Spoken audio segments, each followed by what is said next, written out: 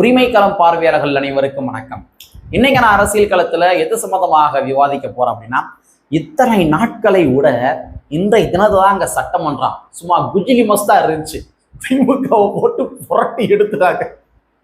இத்தனை நாளும் தமிழக வெற்றி கழகத்தினுடைய தோழர்கள் தான் திமுகவை குமாங்குத்து குத்துவாங்க. ஆனா இன்றைய தினத்துல அண்ணன் வன்னியரசு அவர்களும் கூட சேர்ந்துக்கிட்டாரு. அண்ணன் வன்னியரசு அவர்கள் திராவிட முன்னேற்ற கழகத்தை புரட்டி எடுத்துட்டாரு. குறிப்பாக உதயநிதி அவர்களுக்கு ஒரு பதிலடி கொடுத்தாருங்க பாருங்க. மாஸ், பல மாஸ். அதே மாதிரி கூடவே நம்ம ராஜ்மோகன் இருக்காரு தெரியுமா, அவரும் கூட சேர்ந்து கொண்டார். அவரும் சேர்ந்துக்கிட்டு திமுக போட்டு புரட்டி எடுத்துட்டாங்க. ஒரே குஜிலி மஸ்துகள் தான் இன்னைக்கு. ஸோ திமுக காரங்க கதற ஆரம்பிச்சிட்டாங்க. குறிப்பாக உதயநிதி வெளிநடப்பு அப்படின்ற பேர்ல வெளியே ஓடி போவார் நினைச்சேன். பரவாயில்ல, தம் கட்டி உள்ள உட்காந்துட்டாரு. ஸோ இன்றைய தினத்துல சட்டமன்றம் பல்வேறு வகையான குஜிலி மஸ்துல இருந்துச்சு. குறிப்பாக திராவிட முன்னேற்ற கழகத்தை சார்ந்தவர்களும் அதே மாதிரி குறிப்பாக எதிர்கட்சி தலைவராக இருந்து கொண்டிருக்கின்ற அவர் தான், யாரு பேரு வேற மறந்து போயிருது, சட்டமன்றம் வந்ததானே, உதயநிதி அவர்களையும் கூட குஜிலி மஸ்து பண்ணி விட்டாங்க. ஸோ அந்த மேட்ரு என்ன, அதற்கு பின்னாடி அரசியல் என்ன, குறிப்பாக அண்ணன் வன்னியரசு அவர்களும் ராஜ்மோகன் அவர்களும் திராவிட முன்னேற்ற கழகத்தை குஜிலி மஸ்து பண்ணாங்க என்பதனை விட அவர்களுடைய ஒவ்வொரு பேச்சுகளுமே கருத்தியல் நிறைந்த பேச்சுகளாக இருந்தது. குறிப்பாக பல ஆண்டு கால வரலாறுகளை முன்மொழியும் விதமாக இருந்துச்சு. அதே மாதிரி திராவிட முன்னேற்ற கழகம் இந்த பட்டியல் சமுதாய மக்களுக்கு எந்தெந்த வகையில துரோகத்தை இழைத்துக் கொண்டிருக்கின்றார்கள், எந்தெந்த வகையில இழிவுபடுத்தி கொண்டிருக்கின்றார்கள் என்பதை மக்கள் மன்றத்துல பிரதிபலிக்கும் விதமாக இருந்துச்சு. ஸோ அண்ணன் வன்னியரசு அவர்கள் என்ன பேசியிருக்காரு, ராஜ்மோகன் அவர்கள் என்ன பேசியிருக்காரு, ஸோ இன்றைய தினத்தில் சட்டமன்றத்தில் நடைபெற்ற விவாதங்கள் என்ன என்பதனை இந்த காணொலியில கொஞ்சம் டீட்டெயிலா பார்த்துடலாம். நண்பர் அனைவருக்கும் இளம்பெரு வழுதியின் இனிய வணக்கம். நாங்க படிமத்து பார்த்துட்டோம், இனி ஜென்மத்துக்கும் எங்களால குடிய முடியாது. அதனால நாங்க சண்டை போட போறோம்.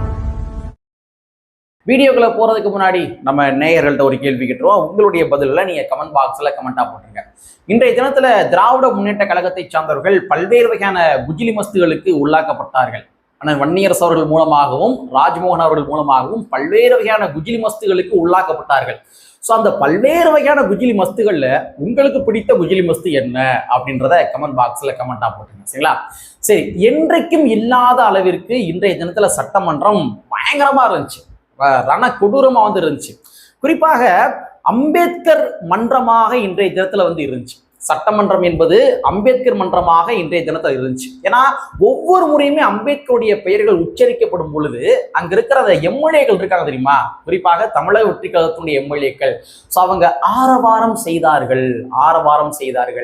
ஸோ அம்பேத்கர் என்று சொல்லப்படுகின்ற அந்த கருத்தியல் வாசனைய திராவிட முன்னேற்ற கழகம் கடந்த ஆண்டுகள்ல சட்டமன்றத்துக்குள்ள அவ்வளவா கொண்டு போனது கிடையாது. ஆனா இன்றைய தினத்துல அம்பேத்கர் என்று சொல்லப்படுகின்ற அந்த கருத்தியல் வாசம் என்பது சட்டமன்றத்துல இருக்கிற அத்தனை நபர்களுக்குமே போய் சேர்ந்துச்சு. வார்த்தைக்கு வார்த்தை அம்பேத்கர். ஸோ இன்றைய தினத்துல சட்டமன்றம் என்பதனை விட அம்பேத்கர் மன்றமாக இருந்துச்சு. ஸோ அதனால இன்றைய தினத்துல சட்டமன்றம் எனக்கு ரொம்ப ரொம்ப பிடிச்சிருந்துச்சுங்க. ஸோ அதுல நம்ம அண்ணன் வன்னியரசு அவர்கள் நம்ம உதயநிதி அவர்களை எவ்வாறு குஜிலி மஸ்து பண்ணாரு அப்படின்றத சொல்லிடுவோம். முதல்ல ஒரு வீடியோ பிளே பண்றேன், அந்த வீடியோ நீங்களே பாருங்க.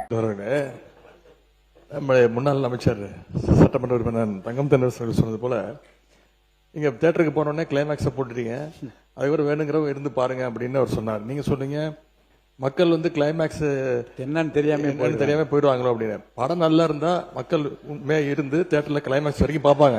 நீங்க சொல்றதை பார்த்தா இந்த படம் எப்படியும் ஓடாது, இந்த படம் நல்லா இருக்காது, அதனால முதல்ல கிளைமேக்ஸ் போட்டுருவோம் அப்படின்னு சொல்ற மாதிரி இருக்கு. வீடியோ பாத்தீங்களா? திராவிட முன்னேற்ற கழகத்தினுடைய ஆட்கள், குறிப்பாக உதயநிதி போன்ற ஆட்கள், தமிழக வெற்றி கழகத்தினுடைய தலைவரும் நம்ம தமிழ்நாட்டுடைய முதலமைச்சருமான திரு ஜோசப் விஜய் அவர்களை கூத்தாடி அப்படின்ற மாதிரி பிராண்டிங் பண்ணிட்டு இன்னைக்கு உதயநிதி அவர்களே சினிமா சார்ந்த விடைகளை மையப்படுத்தி உதாரணமாகவும் சொல்றாராமா, அது கருத்தியல் நினைச்சு சொல்றாராமா. ஸோ உதயநிதி அவர்கள் அந்த மாதிரி பேசினாங்க இல்லையா, அதற்கு அண்ணன் வன்னியரசு அவர்கள் கொடுத்த அந்த தக்க பதிலடி நீங்களே பாருங்க. பேரவைத் தலைவர் அவர்களே, இப்ப எல்லாம் படங்கள்ல 2 கிளைமாக்ஸ் இருக்கு. முதல்லையும் கிளைமாக்ஸ் இருக்கு, பின்னாடியும் கிளைமாக்ஸ் இருக்கு. எப்போ ஒரு மாற்றத்தை விரும்ப வேண்டும், மாற்றங்கிறத விரும்பணும். நீங்க ஆட்சி மாற்றத்தையும் விரும்ப மாட்டீங்க, நடைமுறை மாற்றத்தையும் நீங்க விரும்பல அப்படின்னா எப்படி அது சரியா இருக்கும்? அறிவிப்புகள் ரொம்ப முக்கியமானதாக தான் நான் பாக்குறேன். நான் வீடியோ பாத்தீங்களா? உதயநிதி அவர்களே, நீங்க படிச்ச ஸ்கூல்ல விடுதலை சிறுத்தை கட்சி ஹெட் மாஸ்டர், உங்களுக்கு இந்த களம், கருத்தியல், கட்சி இது எல்லாமே இப்பொழுதுதான், இப்போதான் இந்த 2019 இந்த காலகட்டத்தில் இருந்தான். திடீர் சமையல் அப்படின்ற மாதிரி நீங்களாம் திடீர் வேட்பாளர், திடீர் எம்எல்ஏ, திடீர் அமைச்சர், திடீர் துணை முதலமைச்சர், திடீர் எதிர்கட்சி தலைவர். ஆனா விடுதலை சிறுத்தை கட்சி ஏறக்குறைய 35 ஆண்டு காலமாக இந்த களத்துல இருந்து ஒவ்வொன்றாக கற்றுக்கொண்ட அரசியல். அதனால் நீங்க ஒரு வார்த்தை போட்டு நீங்க வாய்ஜால வார்த்தை பேசுறீங்க அப்படின்னா உங்களுக்கு பதிலடி கொடுக்க தெரியாதா? சரி, அண்ணன் வன்னியரசு அவர்கள் என்ன பாயிண்ட் ஆஃப் வியூன்னு சொன்னார்ன்றது தெரியல. பட் நாம இதுக்கு ஒரு கருத்து வச்சிருக்கோம், அந்த கருத்தை நம்ம பதிவு பண்ணுவோம். அதாவது உதயநிதி அவர்களே, நீங்க ஒரு திரைப்படம் ஓடுது அப்படின்னா நீங்க ஒரு ப்ரொடியூசரு, அதனால அந்த திரைப்படத்திற்கு நீங்க ஒரு கிளைமேக்ஸ் எதிர்பார்த்திருப்பீங்க. ஆனா விடுதலை சிறுத்தை கட்சியுடைய கிளைமேக்ஸ் என்பது அது கிடையாது. நீங்க நினைக்கிற கிளைமேக்ஸை விசிகா எப்பொழுதுமே தராது. ஏன்னா ஒரு அரசியல் களத்துல முடிவு செய்கின்ற இடத்துல இருக்கின்ற கட்சி அது விடுதலை சிறுத்தை கட்சி. ஒரு கிளைமேக்ஸ் எப்படி இருக்கணும், அந்த கிளைமேக்ஸை எப்படி மாற்றணும், இவை அனைத்துமே விடுதலை சிறுத்தை கட்சிக்கு நல்லாவே தெரியும். நீங்க என்ன கிளைமேக்ஸ் எதிர்பார்த்திருப்பீங்க? நம்ம கட்சி கூட இருந்தாங்க, நம்ம கூட்டல இருந்தாங்க, நம்ம என்ன சொன்னாலுமே கேட்பாங்க, நாம காட்டுற வழியில தான் அவங்க பயணம் விட்டு போவாங்க, தாவேக்காவுக்கு ஆதரவு கொடுனா கொடுப்பாங்க, தாவேக்கு ஆதரவு கொடுக்காதனா கொடுக்க மாட்டாங்க, நாம பண்ணையார்த்தனத்துல இருக்கோம் இல்லையா, நாம சொல்றதான் இங்க இருக்கிற விடுதலை சிறுத்தை கட்சியும் கம்யூனிஸ்ட் கட்சியும் காங்கிரஸ் கட்சியும் கேட்பாங்க அப்படின்ன மாதிரி நீங்க ஒரு கிளைமாக்ஸை எதிர்பார்த்து இருந்திருக்கலாம். ஆனா உங்களுடைய கிளைமாக்ஸுக்கு ஆட்படுகின்ற ஆட்கள் நாங்க கிடையாது. அதைத்தான் அண்ணன் வன்னியரசு அவர்கள் சொல்வதாக நான் புரிந்து கொள்கின்றேன். எப்பொழுதுமே 2 கிளைமாக்ஸ் இருக்கும். நீங்க நினைச்ச மாதிரியே ஒரு கிளைமாக்ஸ் இருக்கும். இங்க இருக்கிற ஒவ்வொரு கட்சிகளுமே ஒவ்வொரு கிளைமாக்ஸ் வச்சிருப்பாங்க. ஸோ இந்த கிளைமாக்ஸ் தான், அதாவது தாவேக்காவுக்கு ஆதரவு கொடுத்து அமைச்சரவையில் பங்கு வாங்குவது என்பதுதான் விடுதலை சிறுத்தை கட்சி தீர்மானித்த ஒரு கிளைமாக்ஸ். தெரிஞ்சுக்கங்க, சரிங்களா? அதைத்தான் நான் வன்னியரசு அவர்கள் சொல்வதாக நான் புரிந்து கொள்கின்றேன். 2வது, அண்ணன் வன்னியரசு அவர்கள் ஒன்று சொல்றாரு, திமுக நடைமுறை மாற்றத்தை கூட ஏற்றுக்கொள்ள மாட்டீங்களே அப்படின்ற மாதிரி விடயத்தை பதிவு பண்ணார். ரொம்ப முக்கியமான பாயிண்ட். நடைமுறை மாற்றத்தை கூட நீங்க ஏற்றுக்கொள்ள மாட்டுகின்றீர்கள் என்பதை அண்ணன் வன்னியரசு சொல்றாரு. அப்படின்னா என்ன அர்த்தம்? ஏன்னா மாறுதலுக்கு உட்பட்டதுதான் இயங்கியல் விதி, இயற்கை விதி. மாறாம இருப்பது என்பதுதான் சனாதனம். அப்ப திராவிட முன்னேற்ற கழகம் எதுவுமே மாறிவிடக் கூடாதுன்னு நினைக்கிறாங்க. அவங்க நாங்க தான் ஆளுங்கட்சியா இருக்கணும், கல்யாண வீடுனா நாங்க தான் மாப்பிள்ளையா இருக்கணும், இளவு வீடுனா நாங்க தான் புணமா இருக்கணும். இந்த மாதிரி திராவிட முன்னேற்ற கழகம் எல்லாத்திலையுமே எங்களுடைய ஆதிக்கம் தான் இருந்து கொண்டிருக்க வேண்டும், எதுவுமே மாறுதலுக்கு உட்பட்டதாக இருக்கக்கூடாது.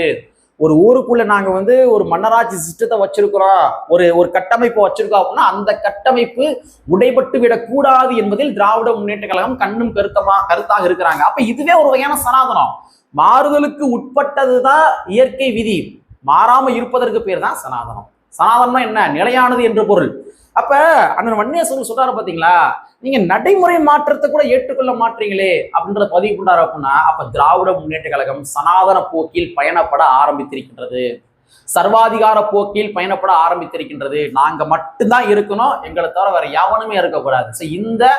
இந்த ஒரு சிந்தனை போக்கில் திராவிட முன்னேற்ற கழகம் இருந்து கொண்டிருக்கின்றது. ஸோ அதைத்தான் வன்னியரசு அவர்கள் பதிவு பண்ணாரு அப்படின்ற மாதிரி நான் புரிந்து கொள்கின்றேன். 2வது, வன்னியரசு அவர்கள் சட்டமன்றத்தில் முன்வைத்த ஒவ்வொரு ஸ்பீச்சுகளுமே ரொம்ப ரொம்ப முக்கியத்துவம் வாய்ந்த ஒரு ஸ்பீச்சுகள், ரொம்ப முக்கியத்துவம் வாய்ந்த ஸ்பீச்சுகள். பல ஆண்டு கால வரலாறுகள், பல ஆண்டு காலமாக பட்டியல் சமுதாய மக்களுக்கு நிகழ்த்தப்பட்டு கொண்டிருக்கின்ற ஒரு ஒடுக்குமுறை, ஏன் நவீன ஒடுக்குமுறைன்னு சொல்லலாம். இப்ப எப்படி நீங்க திமுகவை நவீன திருடர்கள் சொல்லுவாங்க, ஏன்னா அவங்க திருடுறதே தெரியாது. அந்த மாதிரி இது நவீன ஒடுக்குமுறைன்னு சொல்லலாம். அவங்க ஒடுக்குமுறை பண்றாங்கன்றதே மக்களுக்கு தெரியாது. அந்த அளவுக்கு நவீன ஒடுக்குமுறையை இத்தனை ஆண்டு காலமாக திராவிட முன்னேற்ற கழகம் செய்து வந்திருக்கின்றது. இதை அண்ணன் வன்னியரசு அவர்கள் சூப்பரா அழகா பின் பாயிண்ட் பண்ணி சொல்லியிருக்கிறாரு. அவர் சொல்றாரு பாருங்க, கடந்த திமுக ஆட்சியில் நாங்க 4 எம்எல்ஏக்கள் வச்சிருந்தோம், நீங்க நினைச்சதே ஒரு அமைச்சர் பதவி கொடுத்துருக்கலாம், ஏன் கொடுக்கல? ஆனா இன்னைக்கு தமிழக வெற்றி கழகம் 2 எம்எல்ஏக்கள் இருந்தாலும் கூட அதுல ஒரு எம்எல்ஏ அமைச்சராக வார்கள் என்று வழங்கி இருக்கின்றார்கள் என்பதை அண்ணன் வன்னியரசு அவர்கள் பதிவு செய்கின்றார். மக்களே, ரொம்ப முக்கியமான மேட்ருங்க இது. நீங்க சாதனை உடையும் கிடையாது. ஏன் 4 எம்எல்ஏ வச்சிருந்தாங்களே, உள்ளபடியே திராவிட முன்னேற்ற கழகம் அதிகார பரவலாக்கம் கொடுக்கணும், அதிகார பரவலாக்கம் கொடுத்து இந்த சனாதன கட்டமைப்பை உடைக்கணும், பட்டியல் சமுதாயத்தை சார்ந்தவர்கள் பட்டியல் சமுதாய மக்களுக்காகவே தன்னுடைய வாழ்க்கை அர்ப்பணித்த விடுதலை சிறுத்தை கட்சிக்காரங்களுக்கு ஒரு அமைச்சர் பதவியை கொடுத்து அவங்களுடைய வாழ்க்கை தரத்தையும் மேலே கொண்டு வரணும், அவங்களுடைய வாழ்வியலை அவங்களே தீர்மானிக்கணும் அப்படின்னு நினைச்சிருந்தாங்க அப்படின்னா திராவிட முன்னேற்ற கழகம் கடந்த 4 எம்எல்ஏ வச்சிருந்தாங்களே விசிகா, அப்பயே ஒரு அமைச்சர் பதவி கொடுத்துருப்பாங்களே, ஏன் கொடுக்கல கொடுக்க மாட்டாங்க. இதைத்தான் சொல்றேன், நவீன தீண்டாமை. அவங்க தீண்டாமை செய்யறாங்கன்றதே நமக்கு தெரியாது. அந்த அளவுக்கு திமுக என்ன பண்ணுவாங்க, நவீன தீண்டாமையை பண்ணுவாங்க. அதைத்தான் அண்ணன் வன்னியரசு அவர்கள் பின் பாயிண்ட் பண்ணி காட்டுறாரு. கடந்த நாங்க போன முறை 4 எம்எல்ஏ வச்சிருந்தோம்ல, அதுல ஒரு அமைச்சர் பதவி கொடுத்துருக்காங்களே, ஏன் கொடுக்கல என்பதை அண்ணன் வன்னியரசு சுட்டி காட்டுகின்றார்.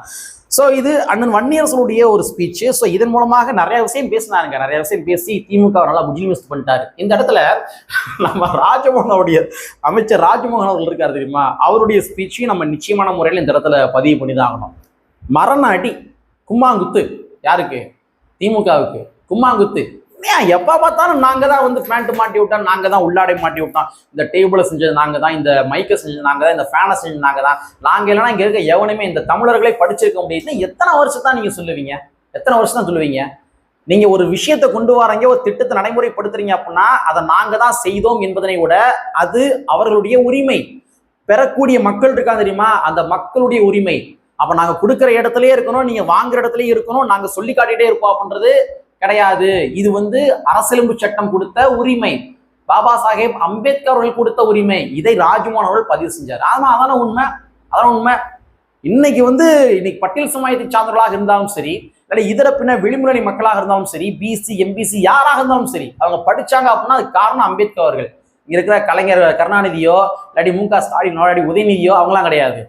இன்னைக்கு வந்து ஒவ்வொரு மக்களுமே தமிழ்நாட்டில் படிச்சிருக்காங்க அப்படின்னா காரணம் புரட்சியாளர் அம்பேத்கர் அவர்கள் வடிவமைத்த அரசியலமைப்பு சட்டம் கல்வியை உறுதிப்படுத்துகின்றது.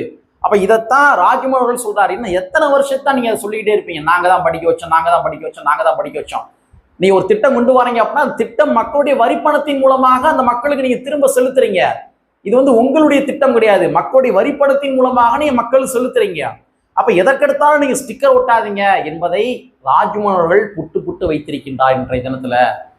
மொத்தத்தில் இன்றைய தினத்துல சட்டமன்றம் என்பதனை விட ஒரு அம்பேத்கர் மன்றமாக தான் இருந்துச்சு. பல ஆண்டுகால ஆசைங்க, சட்டமன்றத்தில் அம்பேத்கருடைய பெயர் முழங்கணும் அப்படின்றது பல ஆண்டுகால ஆசை. என்னை போன்றவர்கள் தான் ஆசை. ஏன்னா திமுக அவ்வளவு எளிதாக அம்பேத்கரியத்தை இங்க இருக்கிற பிசி எம்பிசி மக்கள்கிட்ட கொண்டு போக மாட்டாங்க, கொண்டு போய் எஜுகேட் பண்ண மாட்டாங்க. ஏன்னா இங்க பிளவுவாத அரசியல் இருந்தா மட்டும்தான் திராவிட முன்னேற்ற கழகம் போன்ற கட்சிகள் அவர்கள் அரசியல் செய்ய முடியும் என்ற காரணத்துக்காகவே அம்பேத்கரும் கொண்டு போக மாட்டாங்க. ஆனா இன்னைக்கு சட்டமன்றத்துல அத்தனை நபர்களுமே அம்பேத்கர் பேரை உச்சரிக்கிறாங்க. தமிழக வெற்றி கழகத்தினுடைய அத்தனை தொண்டர்களுமே அம்பேத்கர் படத்தை வந்து பேரை உச்சரிக்கிறாங்க.